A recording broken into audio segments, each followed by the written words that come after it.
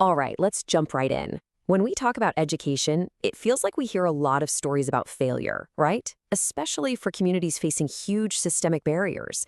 But what if we've been looking at it all wrong? What if the real story, the one with a powerful blueprint for success, is hidden right where we least expect it? Today, we're going to dig into this idea of designing achievement, not from the top down, but from the margins. So just take a second and think about this. When I say segregated schools in the American South before the Civil Rights Movement, what picture pops into your head? For most people, it's a story all about what they didn't have, right? Underfunding, scarcity, major disadvantages. And look, those things were absolutely real, no question. But is that the whole story? Or is there something else going on? Because what if that story, that narrative focused on deficits, what if it's missing the most important part? To get to that bigger, more powerful truth, we have to completely flip the script. We have to start by asking a totally different kind of question. And this is the question. Teresa Perry just flips the whole thing on its head. She says, forget asking why did they fail. The real question, the one that actually matters, is how in the world did they succeed? How did they produce this incredible leadership and intellectual class against literally all odds? And just by asking that, the whole focus changes. We stop looking for damage and we start looking for design. We stop looking for failure and start hunting for this incredible, unexplained achievement. Okay, so let's get into the history that actually backs this up. Because this isn't just some nice idea or a hopeful theory. Nope, this is a real, documented history of incredible agency and self-determination. And this is where it gets really fascinating.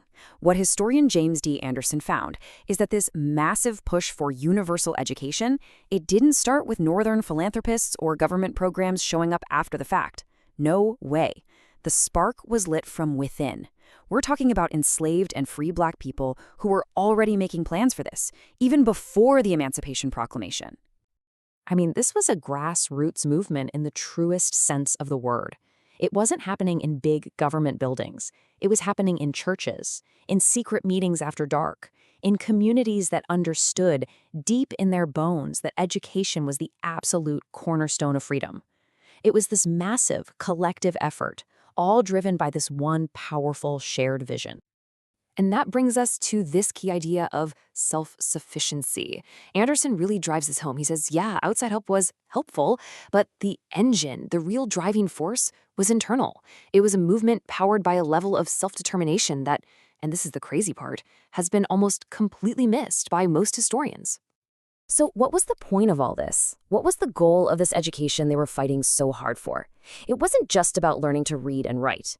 The goal was liberation. Total liberation. We're talking personal, economic, political, the whole shebang. This was about fundamentally rewriting their own story and changing their place in the world. And you can see just how practical that vision was. Being able to read wasn't some luxury. It was your defense against getting ripped off in a labor contract. It was the tool you absolutely had to have to read a ballot and actually participate in a democracy. Education wasn't some abstract ivory tower idea. It was a tool for survival, a necessary function for freedom in a world that was, frankly, incredibly hostile. And that created such a profound sense of purpose for what school was for. Think about it. It wasn't mainly about just getting a job. It was about building citizens, forging leaders. It was about empowering an entire community to navigate and ultimately dismantle an unjust society. School was, quite literally, a practice of freedom. Okay, so that's the history. It's powerful stuff. But how do we take that and turn it into something we can actually use today? What's the secret sauce here? If we boil this whole incredible story down, what's the core design principle we can pull from it? Right, what was that key ingredient? What was the thing that took systemic oppression and turned it into the very fuel for achievement? Let's break it down. And here it is. This is the big idea. The ecosystem didn't just put up with injustice.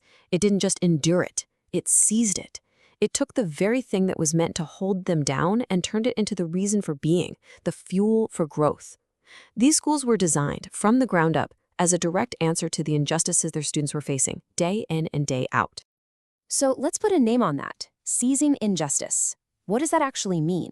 It means you don't design your school in spite of the challenges your students face. You design it because of them.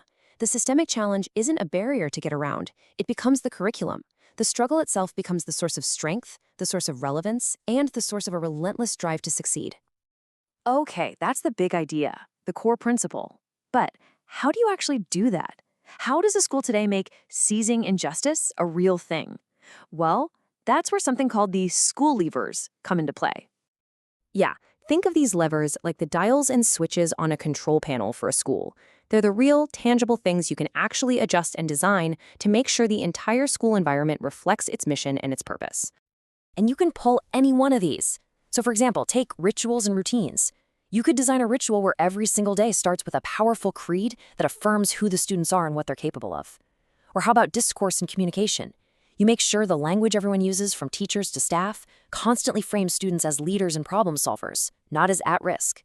Every single one of these levers is an opportunity, a chance to intentionally build an ecosystem of empowerment.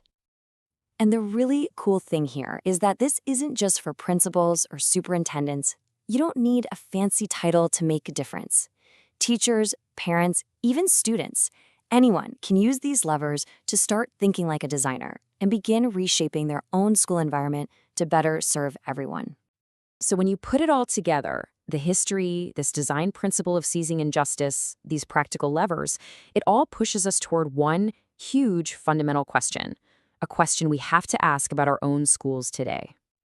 Just look at this contrast. On one hand, you have this historical view we've been talking about, where education was this powerful tool for citizenship, leadership, and liberation. And on the other hand, a lot of how we talk about school today, right? It's all about being a pipeline to the job market. It just makes you wonder, are we thinking big enough? Have we lost some of that grander purpose along the way? And this isn't just some abstract theory.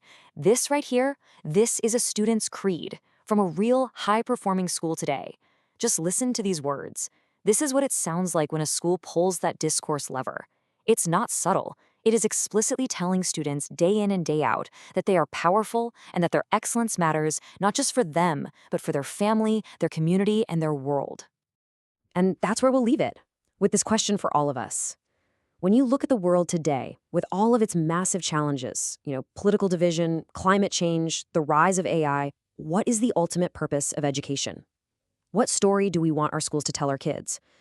Because what this history shows us, what this whole model proves, is that when a community gets crystal clear on its purpose, incredible achievement doesn't just happen in spite of the challenges. It can happen because of them.